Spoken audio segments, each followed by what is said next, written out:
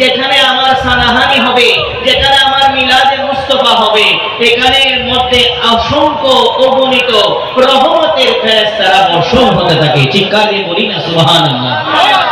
इस मकान कोई ऐसे तैसे आम मकान नहीं रहते, ये जन्नत का बाग हो जाता है।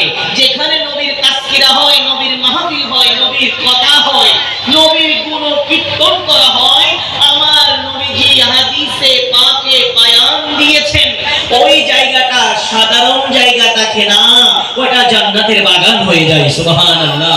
সেজন্য আজকে এই মাহফিলের একদম আপনার শেষের লাইনে একটা ফেরেশতা দাঁড়িয়ে আছে, যে ফেরেশতার নাম হলো ইসমাঈল ফেরেশতা। কি ফেরেশতা? ইসমাঈল ফেরেশতা দাঁড়িয়ে আছে। ইসমাঈল ফেরেশতা কিছুক্ষণ পর পর রাউন্ড দিবেন আর দেখবেন নবীর কোন উম্মত বসে বসে দুরূদ পড়তেছে।